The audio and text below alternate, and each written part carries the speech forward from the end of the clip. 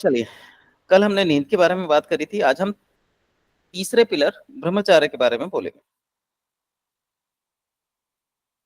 ब्रह्मचार्य का अर्थ है रति के नियमों का पालन करना। रति होता है संसर्ग करना। इसके अपने बहुत सारे नियम है। इन नियमों का जो पालन करता है उसको हम ब्रह्मचार्य बोलते हैं। इसके अलावा एक स्थिति ऐसी उत्पन्न हो जाती है जिसमें सहवास की स्थिति सहवास संबंधी सॉरी सहवास की इच्छा खत्म हो जाती है। ऐसी स्थिति को ब्रह्मचार्य बोला जाता है और ऐसा व्यक्ति सदा संतोषी भाव में रहता है। ऐसे व्यक्ति को नींद कभी भी परेशान नहीं करती, यानी नींद का जो स्तंभ है वो क्रैक हो जाता है। और इसी तरीके से जो इसमें मैं ये कहूंगा कि जो आहार को समझ जाता है उसको नींद अच्छी आती है।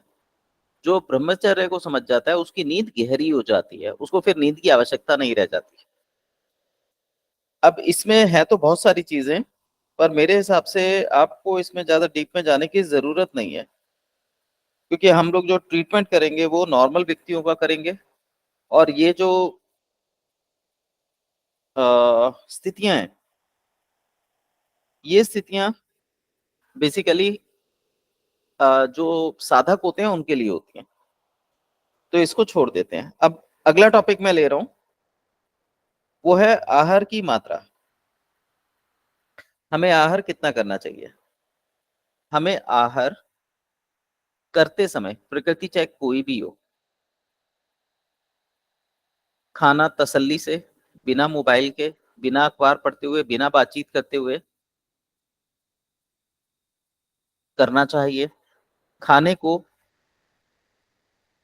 मैक्सिमम चबाना चाहिए और खाना खाने के बीच बीच में थोड़ा थोड़ा पानी पीते रहना चाहिए। पानी पीने की मात्रा मैक्सिमम आधे से 1 कप होनी चाहिए, इससे ज्यादा मात्रा नहीं होगी। और जब आप रोटी का अंतिम कौर खा लेते हैं, उसके बाद खाना खाने के बाद आपने केवल कुल्ला करना है, पानी नहीं पीना। फिर आप थोड़ी देर वहीं बैठे रहिए जहां आपने खाना खाया है, 2 मिनट के करीब, 3 मिनट के करीब। आफ्टर देन आप खड़े होके थोड़ा सा टहलिए। टहलने के बाद पलंग पे लेट जाएं। 100 कदम टहल के पलंग पे लेट जाएं।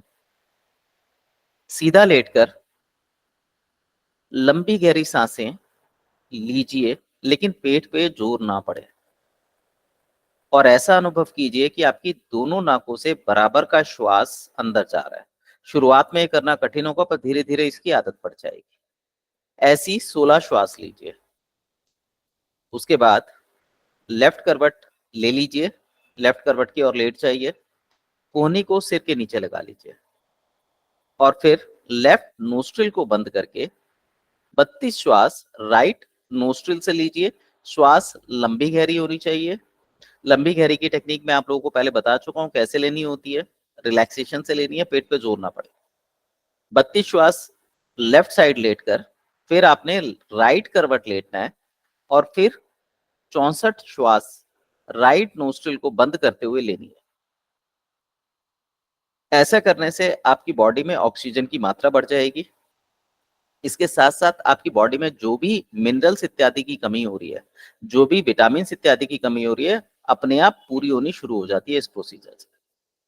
आफ्टर देन आप बैठ जाएंगे। इस दौरान आपके शरीर को जो नैप की जरूरत होती है, निद्रा की जरूरत होती है, वो भी पूरी हो जाती है।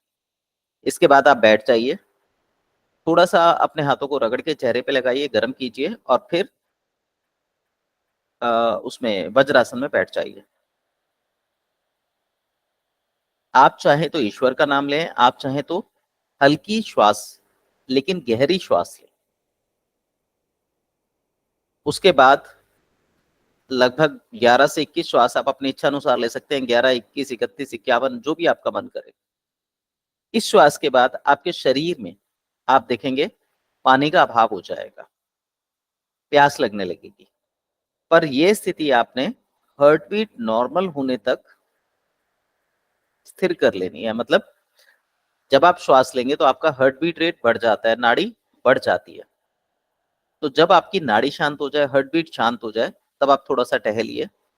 टहलने के बाद आप बैठकर जितना चाहें उतना पानी पी सकते हैं, लेकिन मैं यहाँ पे आपको सलाह दूंगा, क्योंकि हम लोगों का पाचन बहुत कमजोर है, ऐसी स्थिति में आधे से 1 गिलास ताजा पानी पिए। मटके का पानी ना पिए। फ्रिज का पानी आप चाहें तो थोड़ा सा मिला सकते हैं, लेकिन ये पानी सिर्फ इतना ठंडा हो कि आपकी तृप्ति हो जाए, पर आपके शरीर के लिए ये नसें सिकोड़ने का काम ना करे। और यदि आपको चर्बी है, मोटापा है, थायराइड है, शुगर है, तो यहाँ पर आप गुनगुने पानी को प्रेफर कीजिए। इसके 1 घंटे के बाद आप चाहें तो ठंडा पानी पी सकते हैं। अगर आप इस प्रोसीजर को फॉलो करते हैं तो आपके शरीर में से 70% बीमारियां अपने आप खत्म हो जाएंगी। आजकल की जो कॉमन डिसीज है, थायराइड, शुगर, बीपी, हड्डियों की डेफिशिएंसी, आप देखेंगे अपने आप धीरे धीरे पूरी होनी चालू हो जाएगी। जिस दिन आप इसे शुरू करते हैं, हर 3 महीने बाद आप अपना टेस्ट करा सकते हैं। आपकी बॉडी में लगभग लगभग सब कुछ पूरा हो जाएगा, चाहे वो हीमोग्लोबिन हो, चाहे वो प्लेटलेट हो, चाहे वो आपका शुगर हो, थायराइड हो, ये सारी चीजों में ये टेक्निक आपको फायदा करेगी। अब भोजन करने के जो नियम मैंने बताए थे कि डकार आनी चाहिए, उस नियम का पालन होना ही चाहिए, तभी ये सारी चीजें काम करती है। यहां तक क्लियर है आप लोगों को? Yes sir. इस भोजन को सातम्य भोजन बोलते हैं। इससे जठराग्नि प्रदीप्त होती है, जलती है, और जब जठराग्नि जलती है तो वो शरीर को संपूर्ण पोषण प्रदान करती है। अगर जठराग्नि कमजोर रहेगी तो खाना पचेगा नहीं, गैस बनेगी, अपच होगी। और अगर जठराग्नि अपने पूर्ण वास्तविक स्वरूप में आएगी तो वो हमारे शरीर को पोषण देने का काम करेगी और भोजन को भी पचा देगी। इसके बाद आपकी निद्रा, आप देखेंगे आपको मैक्सिमम निद्रा की आवश्यकता नहीं रहती, वो अपने आप ही रिड्यूस होनी चालू हो जाएगी। कोई भी चीज जो भी आप खा रहे हैं, तो हमने जो औषध के सॉरी भोजन के आहार के 20 प्रकार पढ़े थे, उसमें से आपने ध्यान रखना है कि जो भी मात्रा आप ले रहे हैं वो गुरु और लघु द्रव्यों को देखकर उसके हिसाब से तय करनी चाहिए। पर यदि आप डकार वाले नियम को फॉलो कर रहे हैं तो आपको फिर ये गुरु और लघु देखने की आवश्यकता नहीं रहती। इसमें मसाले हल्के लेकिन धीमी आंच पे पकाया हुआ भोजन योग में लाना चाहिए। ऐसा भोजन अपने आप स्वादिष्ट हो जाता है और कुछ दिनों में आपका ऐसा स्वाद डेवलप होगा कि आपको मिर्च मसाले खाने का मन भी नहीं करेगा। ठीक है। इसके अलावा जितने नियम बता रखे हैं कि खाना ऐसे खाना चाहिए, पानी ऐसे पीना चाहिए, आपको इसके अलावा फिर किसी नियम को पालन करने की आवश्यकता नहीं रह जाती। जैसे हमारा एक नियम था, आपने सुना भी होगा, कि पेट को 4 भागों में बांट दो, 2 भाग आहार द्रव्य लो, 1 भाग लिक्विड लो, और 1 भाग हवा के लिए खाली छोड़ दो। तो यदि आप खाने के नियम का पालन करते हैं, जो हम चबा के खा रहे हैं, डकार वाला जो हमारा प्रोसीजर है, उससे आप देखेंगे ये नियम अपने आप ही पूरा हो जाता है। ठीक। Any question? Yes sir. Yes sir, अगर सर ढकार ना आए तो इसका मतलब खाना डाइजेस्ट नहीं हुआ? नहीं, इसका मतलब यह है कि आपने गलत तरीके से खाया है। ठीक है। जी, जी। अब जब आप ऐसा भोजन करते हैं जो आपके शरीर को ना तो पुष्टि देता है, ना ही ओजस आपके शरीर का बढ़ाता है, तो ऐसे भोजन को हीन भोजन बोला जाता है। हीन भोजन आपके शरीर में हर प्रकार के रोग को बढ़ाने का काम करेगा। याद रखिए, जो आपका संपूर्ण भोजन है, जो आपका सातम्य भोजन है, ये आपके शरीर को जैसा आपका डीएनए का इफेक्ट है वैसा बनाएगा। अगर आप कफ प्रकृति के हैं तो आपको कफ प्रकृति में ले जाएगा, पित्त के हैं तो पित्त में ले जाएगा, वात के हैं तो वात में ले जाएगा, फिर उसको न्यूट्रलाइज करेगा ताकि आपका शरीर न्यूट्रल होकर स्वस्थ रह सके। यदि वजन बढ़ा हुआ तो वजन कम कर देगा, वजन कम है तो वजन बढ़ा देगा। तो सातम्य भोजन हमारे शरीर को हर प्रकार से परिपुष्ट करता है, वहीं जो हीन भोजन है वो हमारे शरीर को हानि पहुंचाता है। अब ये वाले कॉन्सेप्ट के बाद आता है विसूची का। विसूची का क्या होता है, जब भी हम खाना खाते हैं तो उसको पचने के लिए एक पर्टिकुलर टाइम लगता है। जैसे आपने पानी पिया, पचने के लिए लगभग 2 घंटे का समय लगेगा। आपने दाल खाई, पकने के लिए पचने के लिए लगभग 6 घंटे का समय लगेगा। आपने सब्जी रोटी खाई, पचने के लिए लगभग 4 घंटे का समय लगेगा। जब इस तरीके के भोजन करने के बाद हम दोबारा जल्दी भोजन ग्रहण करते हैं तो वो भोजन पच नहीं पाता पूरी तरह और शरीर में आगे की ओर धकेल दिया जाता है, क्योंकि जब हम भोजन करते हैं तो हमारे शरीर में भोजन के साथ साथ वायु भी जाती है, तो वो जो वायु है वो आगे वाले भोजन पे प्रेशर बनाती है। जैसे आपने देखा होगा, हम पंप के द्वारा हवा भरते हैं तो पंप अंदर से बिल्कुल खाली होता है, हम ऊपर की ओर खींचते हैं तो हवा वैक्यूम क्रिएट करती है, और जब हम प्रेशर लगाते हैं तो वो जो वैक्यूम है वो आगे वाली हवा को आगे की ओर धकेलने लगता है।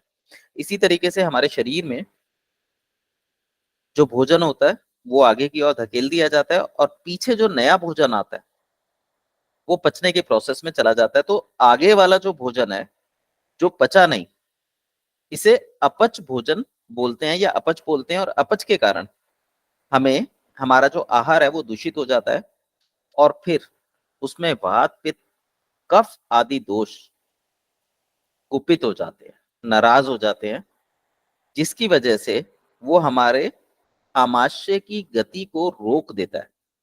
अब आमाशय की गति कौन सी है, तो पैराफेलिक मूवमेंट जो आंतों की गति है वही आमाशय की गति है। ठीक है, आपने देखा होगा ईसोफेगस में, आप इंटरनेट पे जाएंगे सर्च करेंगे तो ईसोफेगस एक बार में ऐसा नहीं है आपने मुंह में भोजन जमाया और निकला तो एक बार में नीचे गिर गया, वो धीरे धीरे करके आगे बढ़ता है, तो इसको हम बोलते हैं पैराफेलिक मूवमेंट।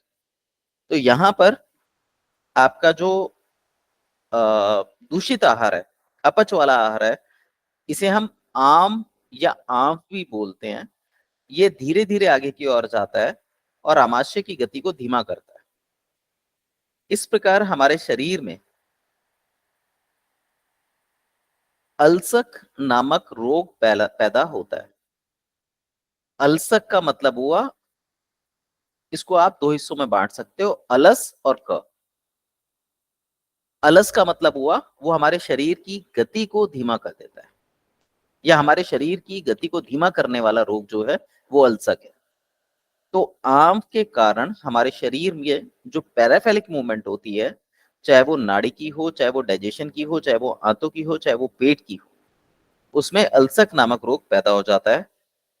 और ऐसे व्यक्ति को मुख से और गुदा से, मुख मार्ग से और गुदा मार्ग से वमन या अतिसार प्रकट करता है, जिससे व्यक्ति तुरंत उस चीज को बाहर फेंकता है, चाहे वो उल्टी के द्वारा फेंके, चाहे वो पतले दस्त करे। ये जो स्थिति होती है इसे विसूची का रोग बोला जाता है। क्लियर? Yes sir. हाँ। अब यहाँ पे एक चीज ध्यान रखनी है, जो अल्सक रोग होता है, अल्सक रोग में ना तो खाना पचेगा, ना ही वो मुख से निकलेगा, ना ही वो गुदा से निकलेगा। वो पेट में आलस की भांति ही पड़ा रहेगा, उस गति को खराब करेगा और नियमित रूप से गैस बनाएगा। कभी कभी आपने देखा होगा जिन लोगों को गैस बनती है, कहीं दबाओ वहीं वो डकार लेना शुरू कर देते हैं। महसूस किए? देखा है आपने किसी व्यक्ति को ऐसे? नहीं सर। ऐसे व्यक्ति को नहीं देखा कि आप किसी का शरीर दबाएं और डकारे आती हैं? चलिए दूसरा, व्यक्ति को लगातार लंबी लंबी डकारें आती हैं या नीचे से गैस पास होती रहती है और फिर भी गैस बनती रहती है, देखा है?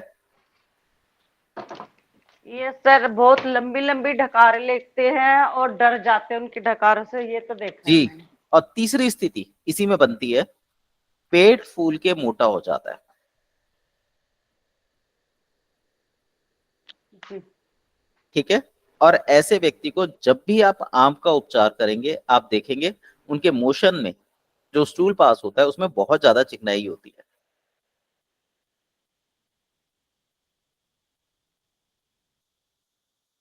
क्लियर? जी सर। अब ये जो विसूची का रोग है, इसमें क्या होता है, आपकी आंतों में, आपके पेट में, आपकी छाती में सुइयां चुभने जैसा अनुभव होता है। इसीलिए इसे इसको बी, बी माने जहरीला, सूची का सुई के समान चुभना बोला गया है। यहां तक क्लियर है? Yes sir. चलिए, अब आते हैं इसके लक्षण क्या है, विसूचिका के लक्षण क्या है। विसूचिका के लक्षण होते हैं वात दोष में शूल चुभना, जब भी हाथ पैरों में सुइयां सी चुभे, झंझनाहट आए, नस नाड़ियां कमजोर महसूस होने लगे, इसको हम शूल बोलते हैं। आपने देखा होगा जिन लोगों को वात ज्यादा बनती है, ड्राइनेस बढ़ती है, तो उनके हाथ पैर सुन पड़ने लगते हैं, ये वो स्थिति है। चक्कर आना, बोलते समय, भावनाओं में बहते समय कभी छूट जाना,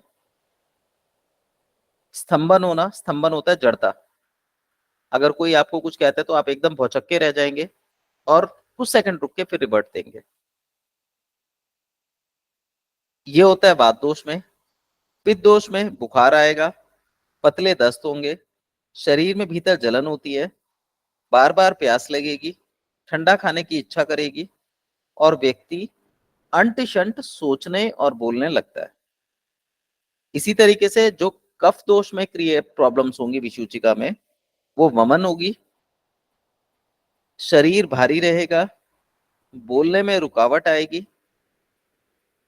और लार होठों के ऊपर से बहती है, यानी लार बहने लगती है, चाहे वो सोते में बहे, चाहे वो बोलते में बहे।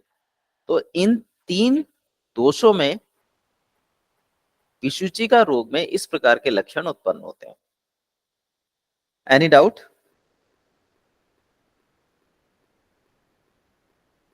नहीं सर। चलिए, अब आते हैं अल्सक रोग। अल्सक के बारे में बात करी थी, अलस यानी आलसी का रोग।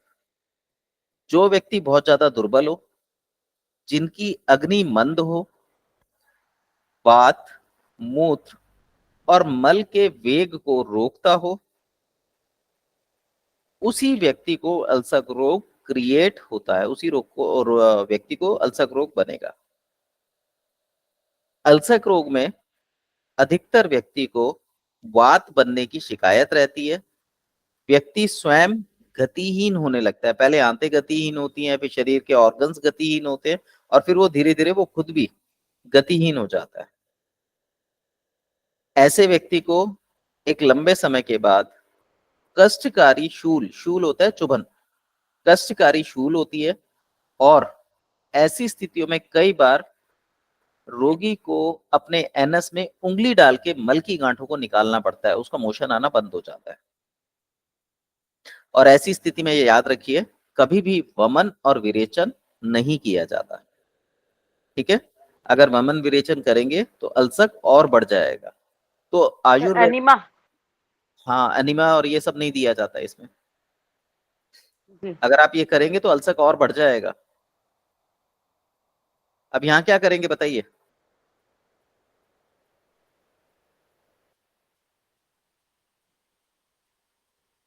बताइए क्या करेंगे अल्सक में? सर मैं पानी पानी चढ़ाएंगे ना सर, एनएस के थ्रू। गलत, मैं बोल रहा हूँ ना, अनिमा और वमन, वमन विरेचन नहीं किया जाता। वमन तीनों चीज विरेचन नहीं करेंगे? की जाती नहीं। अगर आप ये करोगे तो अल्सक और बढ़ जाएगा। अब क्या करोगे? सर फिर तो अग्नि ठंडी करनी पड़ेगी उनकी। अग्नि तो पहले ही ठंडी है, उसकी अग्नि क्या ठंडी करोगे आप? तो सर पाइल्स में तो अग्नि बढ़ जाती है ना। हाँ जी। सर अग्नि, पाइल्स में तो अग्नि बढ़ जाती है ना।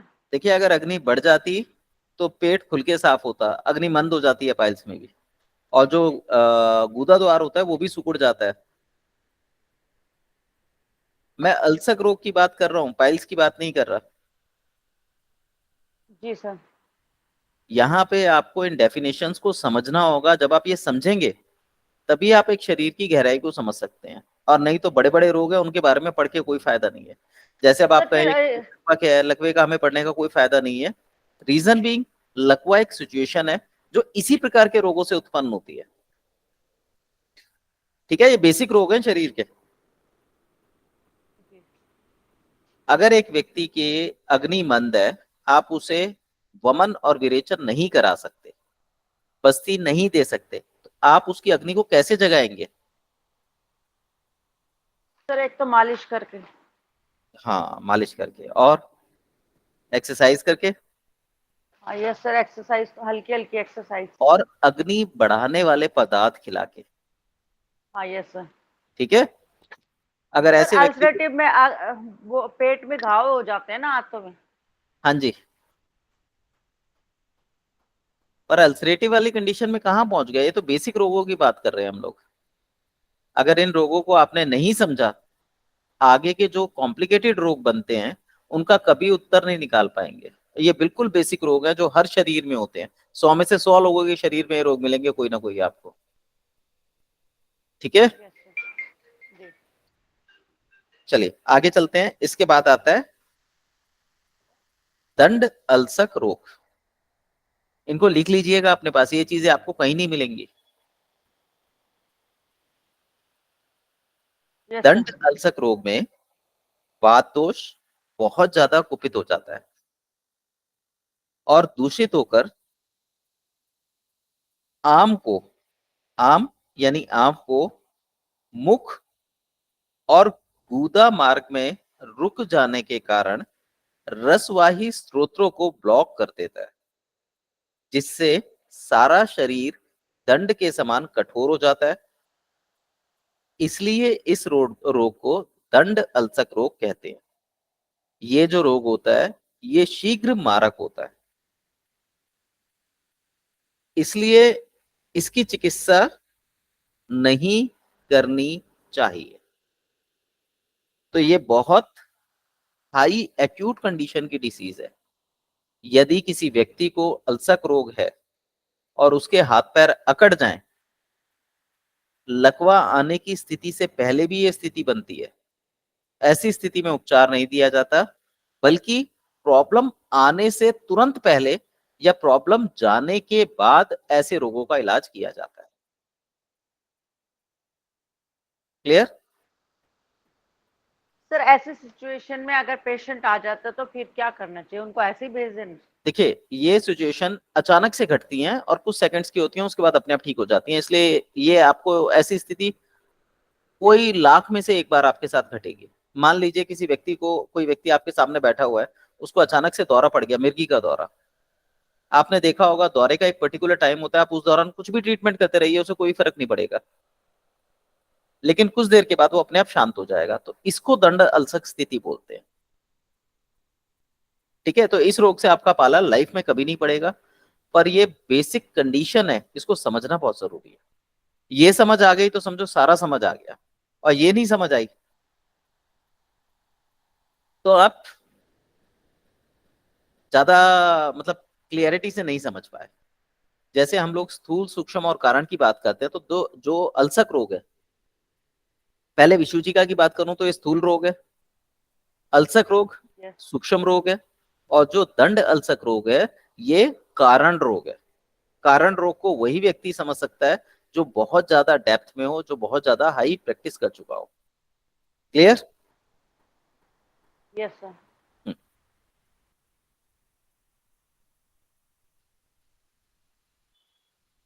आम जो है, आम जो है उसे आमविष, टॉक्सिसिटी भी बोला जाता है। तो मेडिकल साइंस में टॉक्सिकोलॉजिकल डिपार्टमेंट जो है वो इसी के अंतर्गत आता है।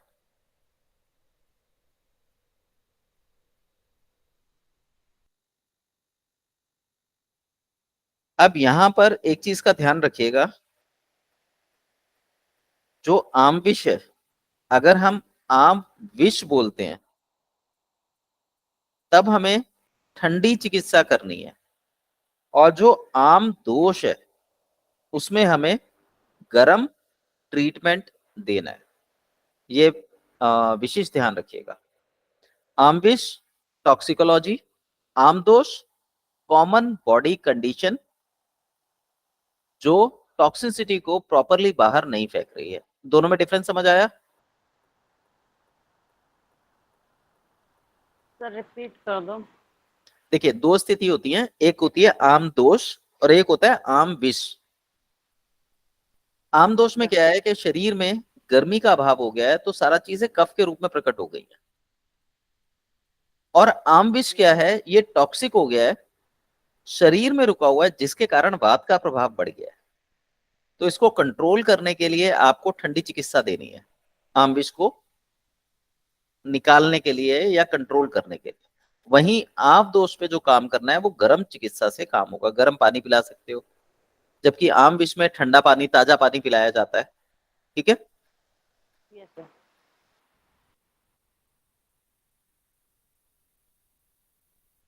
क्लियर है? Yes sir. अब जो आम विष है वही अल्सर रोग है। अब और क्लियर हो गया? Yes sir.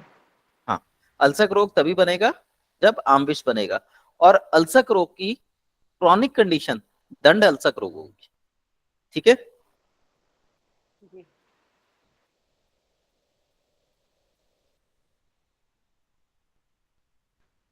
चीज क्लियर हो रही है चंचल जी, दिव्या जी, या कंफ्यूजिंग है?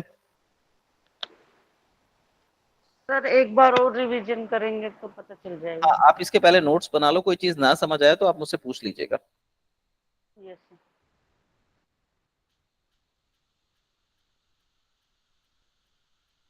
मुश्किल चीजें।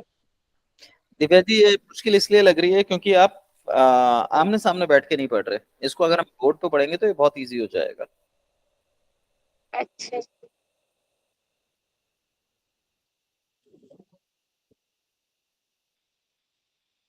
बाकी तो इसकी कंडीशंस हैं, ये फिर ज्यादा हैवी हो जाएंगी। मैं यहाँ पे इसको रोकता हूँ। अगर आपको कुछ पूछना है तो पूछ लीजिए। अच्छा, इसमें एक चीज लिख लीजिए,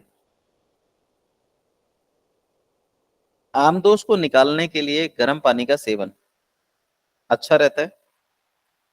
यदि इसके साथ साथ 3-4 दिन तक शरीर को गर्म करें, यानी इंटरनली गर्मी दें शरीर को, और उसके बाद दस्त लगा दें, तो अंदर से खालीपन आ जाता है। और फिर चिकनाई खाने के लिए देनी है। वसा देना कंपलसरी है, नहीं तो व्यक्ति दंड अल्सर रोग का शिकार हो सकता है। ठीक है? Yes sir.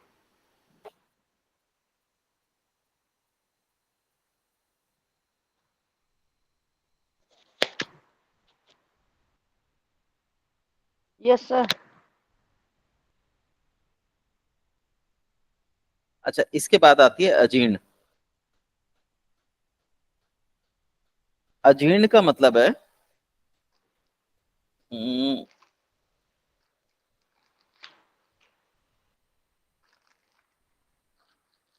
सर अजीर्ण होता क्या है? वही बता रहा हूं। देखो, जीर्ण मतलब होता है क्रॉनिक, और अजीर्ण मतलब होता है जो क्रॉनिक ना हो, यानी एक्यूट भी नहीं है और क्रॉनिक भी नहीं है, उस स्थिति को अजीर्ण बोलते हैं। साधारण भाषा में हम इसको ये बोल सकते हैं कि ये अपच का रूप है। हमने खाना खाया, खाना पचा नहीं, वो ना तो आम बना ना ही वो रस बना, तो जो बीच की स्थिति है वो अजीर्ण की स्थिति हो गई, वो डाइजेस्ट नहीं हुआ, जिसे हम अनडाइजेशन की प्रॉब्लम बोलते हैं। Yes sir. क्लियर? जी। हाँ। अजीर्ण आपका 2-3-4 तरीके का होता है। जैसे आम अजीर्ण, जब कफ दोष के कारण प्रकोप हो तो उसे आम अजीर्ण बोलते हैं। इसके लक्षण होते हैं आंख, गाल पर सूजन, जो कुछ आपने खाया उसी की डकारें आना, मुंह से रस निकलना मतलब स्राव बहना, जी मिचलाना, और शरीर में भारीपन। एक यह जीर्ण हुआ। दूसरा जीर्ण है विष्ट विष्टाब्धा जीर्ण। जब वात दोष प्रकुपित होता है तो उसके कारण जो अजीर्ण होता है उसको विष्टाब्धा जीर्ण बोलते हैं। इसमें पेट में दर्द, मलमूत्र, अपान वायु निकलने में रुकावट, अफारा और शरीर में ढीलापन आता है। तीसरा है विदग्धा जीर्ण। दग्धा बोलते हैं पित्त को।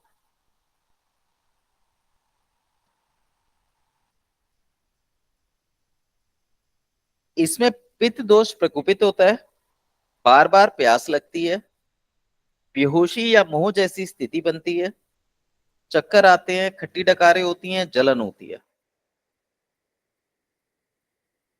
3 तरीके का अजीर्ण ये हुआ, और चौथी तरीके का कॉमन होता है, जिसको हम तीनों का मिला जुला रूप ले लेते हैं। ठीक है, इसे हम कॉमन अजीर्ण भी बोल सकते हैं। ये कंडीशन जो है तीनों की अलग अलग है। अगर कफ से संबंधित अजीर्ण है तो गले से ऊपर, छाती से ऊपर रहेगा। अगर पित्त से संबंधित अजीर्ण है तो वो छाती और पेट तक रहेगा। और अगर वात से संबंधित अजीर्ण है तो वो पेट से नीचे रहेगा। अब यहाँ पे हमने वही नियम लागू किया, आंत, पेट और छाती। क्लियर है? Yes sir. अब यहाँ पे ध्यान रखना है, नॉर्मल अजीर्ण हो तो उसमें उपवास करना चाहिए या कम मात्रा में भोजन करना चाहिए। यदि विष्टबता जीर्ण हो यानी वायु का जीर्ण हो तो पेट के ऊपर तेल लगाना चाहिए। और यदि विष्टा बधा जीर्ण हो यानी पित्त का जीर्ण हो तो वमन करना चाहिए जब तक पित्त नजर ना आने लगे, यानी तब तक पानी भोजन निकालना चाहिए जब तक हमारे शरीर में से पीले हरे रंग के अंश ना निकलने लगे। और जब लक्षण शांत हो जाए तो जो भी उनकी नॉर्मल चिकित्सा बताई गई है वो चिकित्सा करनी चाहिए। वात पित्त कफ की एक पर्टिकुलर चिकित्सा होती है, वो चिकित्सा की जाती है। ऐसा करने से जो भी दोष क्लियर हो जाते हैं और उनके कारण जो विपरीत परिस्थितियां पैदा होती हैं उनको कंट्रोल कर लिया जाता है। अब अजीर्ण के लक्षण क्या है? तीनों में से कोई भी अजीर्ण हो, लक्षण एक ही होंगे। मल खुलकर नहीं आता, या पतला आ, इसमें पतला आता है, चिपचिपा आता है। मन उदास रहता है, नेगेटिव हो जाते हैं, थॉट्स नेगेटिव रहते हैं। वायु ना तो ढंग से डकार के रूप में और ना ही अपान वायु के रूप में निकल पाती है। और पेट की जो स्वाभाविक गति है उसमें कमी आ जाती है। और यदि ये स्थिति लंबे समय तक बने रहे तो इसके बाद एसिडिटी बनती है। और पेट और पूरे शरीर में भारीपन सा हमेशा बना रहता है, व्यक्ति का काम करने का मन नहीं करता। ये अजीर्ण के लक्षण है। अजीर्ण में व्यक्ति की खाने की इच्छा नहीं होती, तो कोशिश कीजिए कि उसे जबरदस्ती खाना ना खिलाया जाए। नॉर्मली आपने देखा होगा छोटे बच्चों के साथ जो माताएं होती हैं वो बच्चों को जबरदस्ती कई बार मार मार के भी खिलाती हैं, तो ऐसे बच्चों में अजीर्ण की शिकायत ज्यादा होती है। या कुछ बच्चे होते हैं जो कफ प्रकृति के होते हैं, उनको हर समय भूख लगती रहती है तो वो लोग ज्यादा खाते हैं।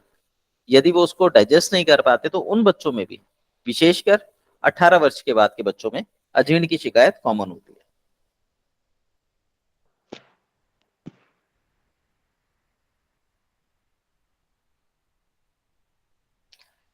अब देखिए सर हमें, फिर वो हाँ बोलिए। सर वो उनके फिर शरीर पे दिखता है क्योंकि वो डाइजेस्ट तो हो नहीं पाता। जी बिल्कुल दिखाई देता है। आजकल जो ये रोग हैं, 3 रोग, बीपी, शुगर, थायराइड, और चौथा रोग मोटापा, ये आपके ढंग से भोजन ना पचने की वजह से ही होता है। और आज आप देखेंगे तो कम से कम 6 लोगों को, 10 में से 6 लोगों को विटामिन डी की डेफिशिएंसी है। ये कोई रोग नहीं है, लेकिन इस रोग का उपचार भी नहीं है। और उपचार सिर्फ एक है, ढंग से खाना खाना। और खाना वही खाना है जो आप घर में खाते हैं, अलग से कुछ नहीं खाना। खाने के लिए ध्यान रखिए, भोजन खाने की एक शास्त्रीय विधि है। वो विधि क्या है वो भी ध्यान ध्यान दीजिए। सही समय पर, यानी जो भी आप टाइम निर्धारित करते हैं, उस समय पर आपको भोजन करना है। यहाँ पे दो नियमों का पालन करना है, पहला जागने का समय और दूसरा सोने का समय। अगर इन नियमों का पालन नहीं करते, आपका भोजन खाना बेकार हो जाएगा, नुकसान करेगा। प्रकृति के अनुकूल हो, आप वात प्रकृति के हैं तो कफ वाला भोजन खाएं, कफ वाले हैं तो वात का भोजन खाएं, पित्त वाले हैं तो वात का भोजन खाएं या कफ का भोजन खाएं। इस प्रकार से विपरीत परिस्थितियों का भोजन खाएं। तो वो आपकी प्रकृति के अनुकूल होना चाहिए, पवित्र होना चाहिए। यानी कोशिश कीजिए कि भोजन आपका सिंगल हैंड से बना हुआ होना चाहिए। सिंगल हैंड का मतलब ये हुआ कि ऐसा नहीं है कि आज आपने बना दिया, कल एक बहू ने बना दिया, परसों दूसरी बहू ने, नहीं। एक ही व्यक्ति भोजन बनाने वाला होना चाहिए। स्वास्थ्य वर्धक हो तो उसके लिए आपको थोड़ा सा साफ सफाई का ध्यान रखना चाहिए। उसमें संपूर्ण जो हमने सात वो पढ़े थे, मिनरल, विटामिन, रफेज, ये सातों चीजें होनी चाहिए। भोजन में रस की वृद्धि होनी चाहिए, मसाले हल्के होने चाहिए, नमक कम होना चाहिए। नमक आपको ज्यादा लग रहा हो तो आप ऊपर से हल्का सा नमक यूज कर सकते हैं। और नमक कौन सा यूज करना है, तो आवश्यकता के अनुसार टाटा नमक या फिर सेंधा नमक, वो आप अपनी आवश्यकता के हिसाब से देखिए। यदि किसी को सूजन है तो बेटर होगा सेंधा नमक प्रयोग करें। यदि उम्र ज्यादा है तो बेटर होगा सेंधा नमक प्रयोग करें।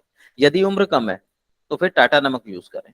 अब यहाँ पे एक सवाल उठता है कि बच्चों को टाटा देना चाहिए और बड़ों को सेंधा देना चाहिए, तो एक साथ खाना कैसे बने। तो खाना सारा सेंधा में बनाइए, बच्चों को हल्का सा ऊपर से टाटा नमक डाल के खाना दिया जा सकता है। भोजन पर हमेशा ऐसा भी कुछ होना चाहिए, गर्म होना चाहिए।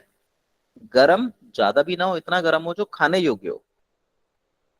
सुपाच्य होना चाहिए। आजकल लोग दाल बनाते हैं, उसमें टमाटर का तड़का, हर चीज में टमाटर प्याज का तड़का लगता है। ऐसी कोई सब्जी नहीं है घर में जिसमें टमाटर प्याज का तड़का ना लगता हो। और जब भी आप तड़का लगाते हैं तो उसमें देसी घी डालते हैं। और यदि देसी घी डालते हैं तो वो आपके पाचन को स्लो करेगा ही करेगा। आप पहले की सब्जियां याद कीजिए, धीमी आंच पे बनती थी, चूल्हे पे बनती थी, धीमी आंच पे बनती थी। उसमें कोई तड़का वड़का नहीं लगता था, नॉर्मल खाना होता था, आराम से पच जाता था। आप कल भी बना के देखिए, आप देखेंगे खाना आराम से पचेगा, बशर्त उसमें तड़का ना लगाओ। और तड़का लगाना है तो लास्ट में जब खाना बन जाए उसके बाद ऊपर से तड़का लगाया जाता है। कभी भी बेसिक तड़का नीचे से तड़का नहीं लगाया जाता, और आजकल लोग नीचे से तड़का लगाते हैं, इसीलिए बीमारियां ज्यादा पैदा हो रही।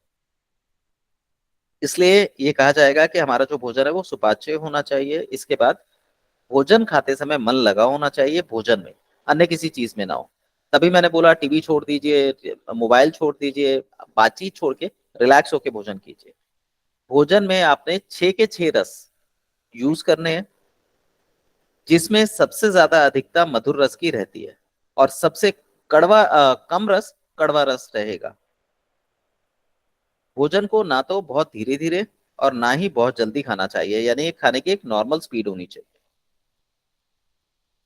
खाना खाने से पहले स्नान कर लें, और स्नान करने के बाद जब आपको भूख लगे तब खाना खाना चाहिए।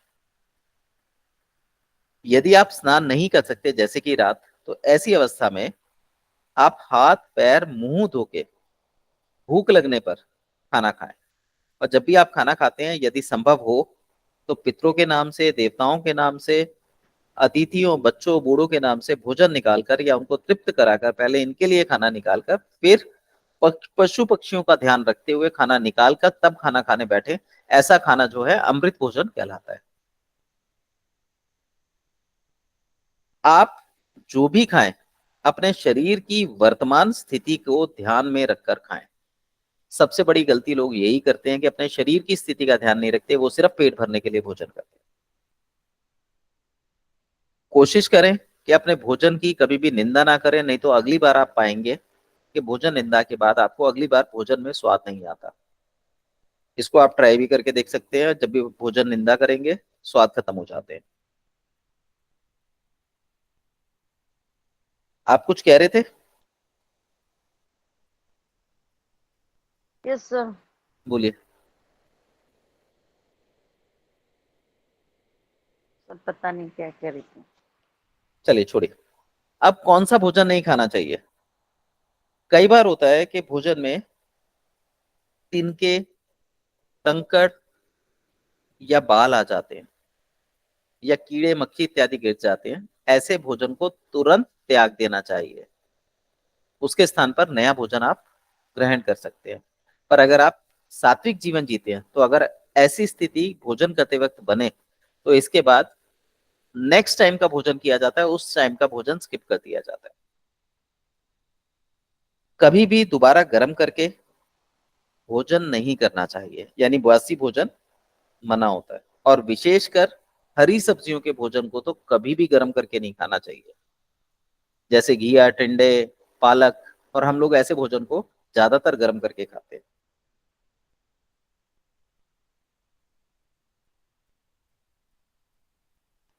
जिस भोजन में नमक डला हुआ हो उस भोजन को गर्म नहीं करना चाहिए।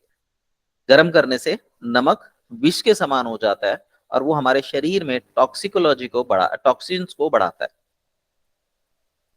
इसके अलावा दही, बहुत ज्यादा नमक वाली चीजें, कच्ची मूली,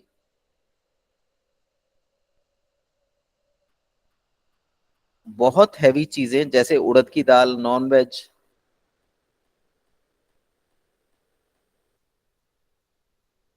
अंकुरित अन्न,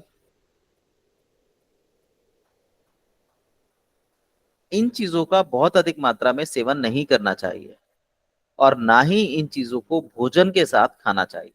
अधिकतर लोग आप देखेंगे रोटी और दही खाते हैं, यहां से बीमारियां पैदा होती हैं। तो ये चीजें नहीं खानी चाहिए। भोजन आपका हल्का हो, हल्का मीठा हो, सेंधा नमक से बना हुआ हो, और यदि बच्चे हैं तो हल्का सा ऊपर से नमक डला हुआ हो और तड़का ना लगा हुआ हो। ऊपर का तड़का चलेगा, अंदर का तड़का नहीं चलेगा। ऐसा भोजन जब आप खाएंगे तो आपको गैस, भारीपन, एसिडिटी इत्यादि की समस्याएं अपने आप ही खत्म हो जाती।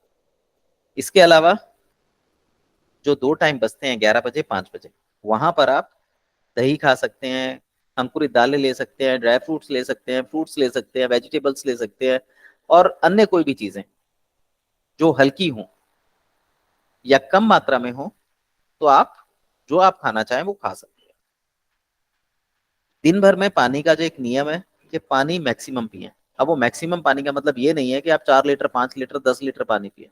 मैक्सिमम का मतलब ये है आप छोटे छोटे घूंट से थोड़ी थोड़ी देर में पानी पीते रहें, फिर भले ही वो 2 लीटर, 2.5 लीटर क्यों ना हो। तो मैंने इसका फार्मूला बताया था कि जब आप 0.033 को मल्टीप्लाई करते हैं अपने बॉडी वेट से, तो जो कैलकुलेशंस आती हैं, आपको मिनिमम इतना पानी लेना चाहिए। और आपके फूड में यदि तरी वाला फूड है तो पानी ऑलरेडी इन्वॉल्व होता है, तो आपको एक्स्ट्रा फूड लेने की जरूरत नहीं है। और नशा करने वाली चीजें, बेक चीजें जैसे बिस्किट, नमकीन, पराठा, जितना संभव हो सके अवॉइड कीजिए। यदि आपका चिकनाई खाने का मन करे तो पूड़ी और खीर खाइए। पूड़ी और आलू की सब्जी नहीं खाई जाती। ठीक है।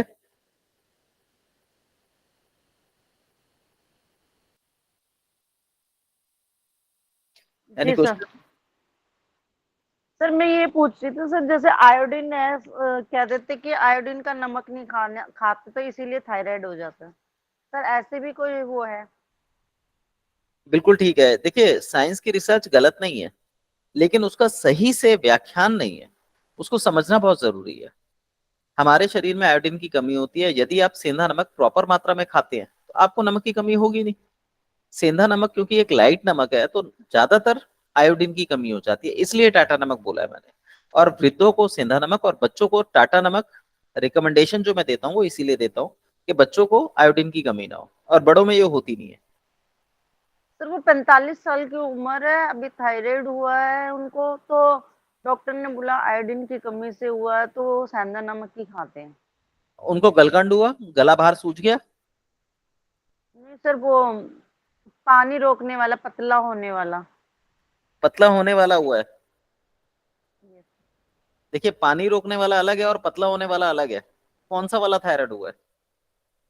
सर वो मुझे पता नहीं सर, पतला होने वाला हुआ है। चंचल जी, थायराइड के मैंने लक्षण बताए थे। अगर वो काली पड़ गई हैं, पतली हो गई हैं, तो हाइपरथायराइड है। अगर वो मोटी हो गई हैं, गोरी हो गई हैं, पानी रुक रहा है, यूरिन ज्यादा आता है, तो वो सर हाइपोथायराइड है। सर आप हाइपर डॉक्टर है। की लैंग्वेज छोड़ दीजिए, मेरी लैंग्वेज पे चलिए, आपको तुरंत समझ आएंगी चीजें। ये सर हाइपर है। हाइपर है, ऐसे व्यक्ति को जो टाटा नमक है वो बंद कर देना चाहिए। सर वो सेंधा ही नमक खाते थे पहले से ही, तो पर कोई बात, डॉक्टर ने उन्हें बोला कि आयोडीन की कमी हो गई है आपके अंदर। देखिए आयोडीन की कमी होने पर गला सूज जाएगा। क्या उनका गला सूजा हुआ है? अगर हाँ तो आयोडीन लेना चाहिए, अगर नहीं तो आयोडीन नहीं लेना चाहिए। नहीं सर। ठीक।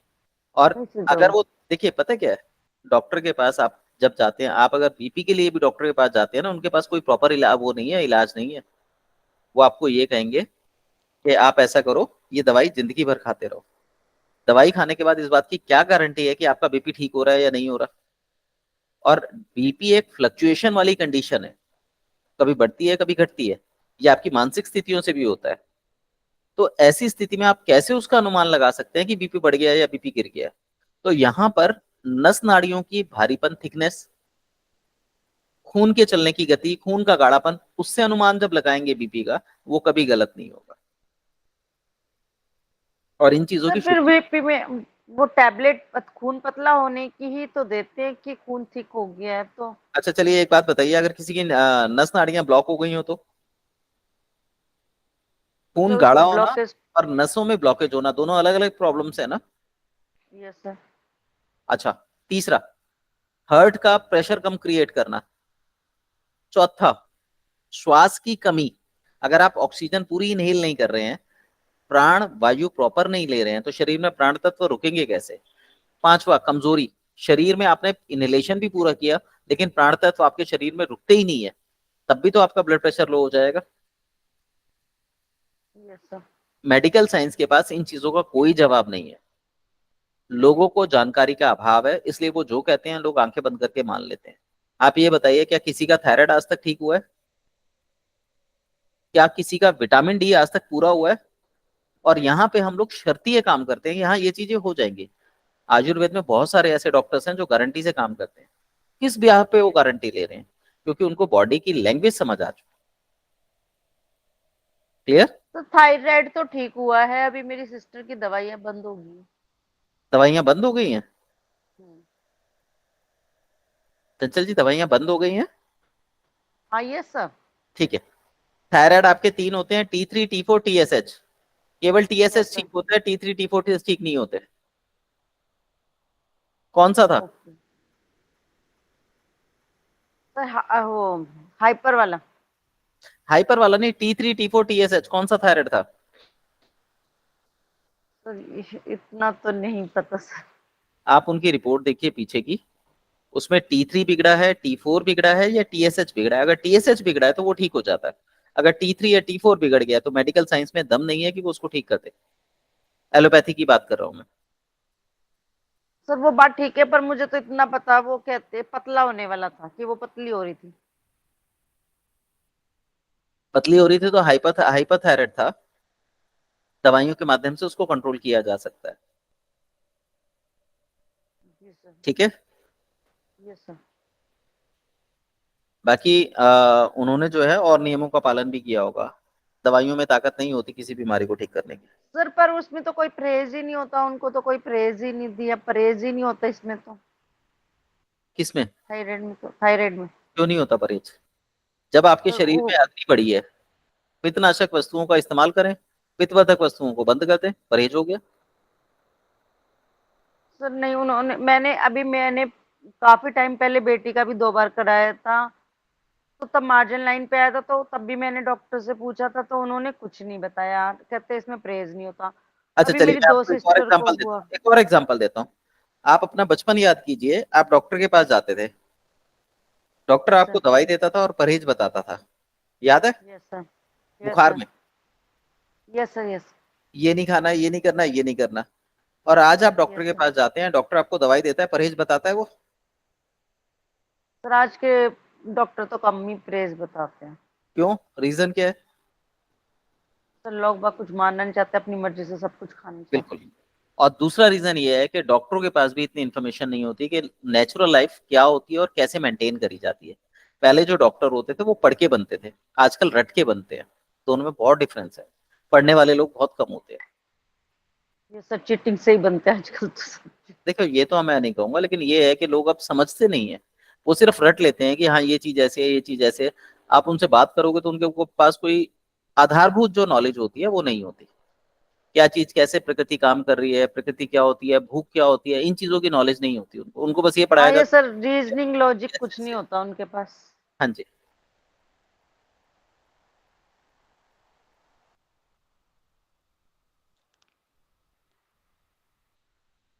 जी सर।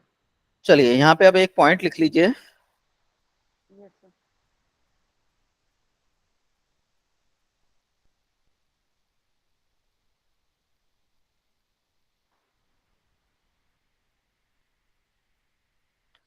जब भी गर्दन से ऊपर वाले भागों में रोग हो, जैसे मुंह के, कान के, आंख के, सिर के,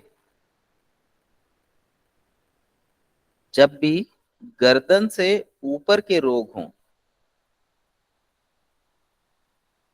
कभी भी पानी वाली चीजें नहीं लेनी चाहिए।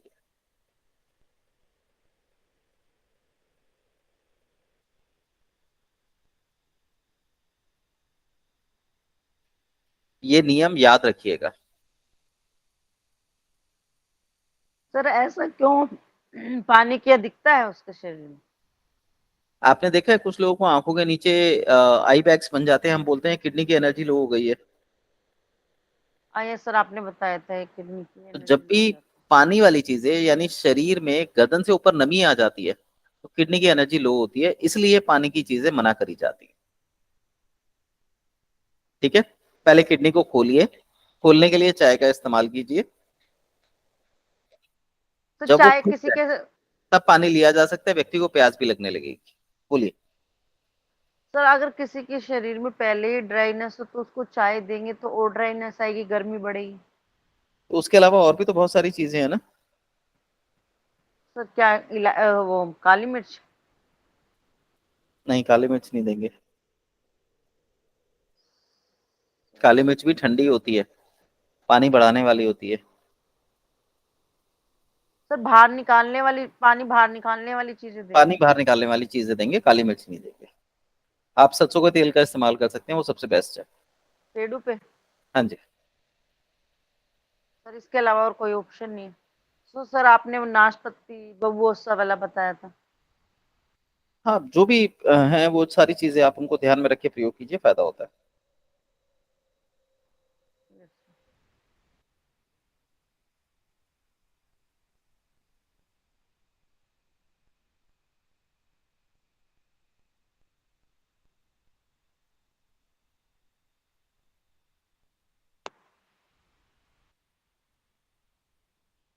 अच्छा, एक और लिखिए। जी। द्रव्य हम बोलते हैं प्रोडक्ट्स को। जो द्रव्य वमनकारी होते हैं उसमें अग्नि और वायु तत्व मिले रहते हैं, और जो द्रव्य विरेचन कारक होते हैं उसमें पृथ्वी और जल तत्व मिले रहते हैं। इनकी अधिकता रहती है इन तत्वों की। ठीक है। Yes sir.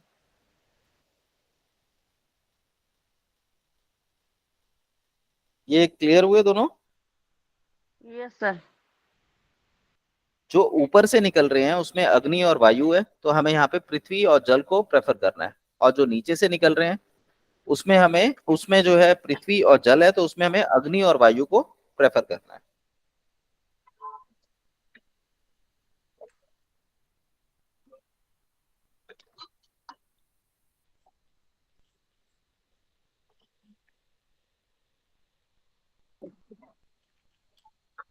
क्या समझ में नहीं आया?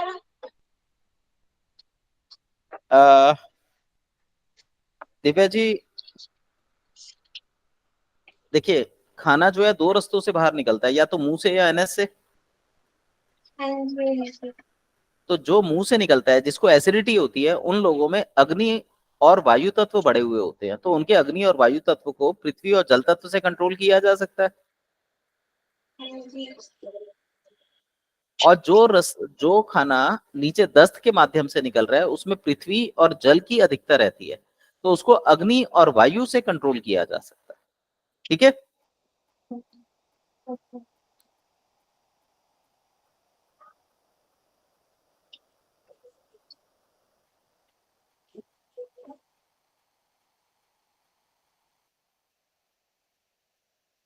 यहाँ तक क्लियर है? जी सर।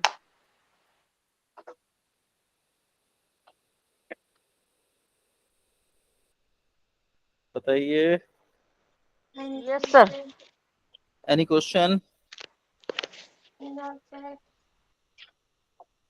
नहीं सर।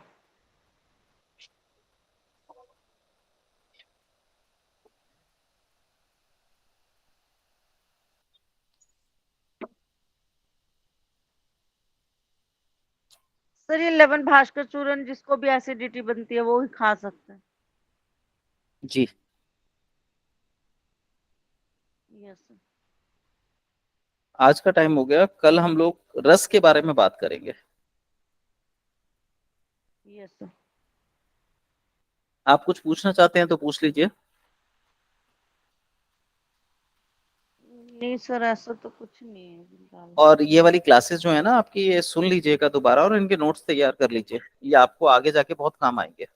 और ये चीजें आपको यस जल्दी से कहीं मिलेंगी भी नहीं जो मैं बता रहा हूँ। जी सर। चलिए, good night. Good night sir. नहीं सर।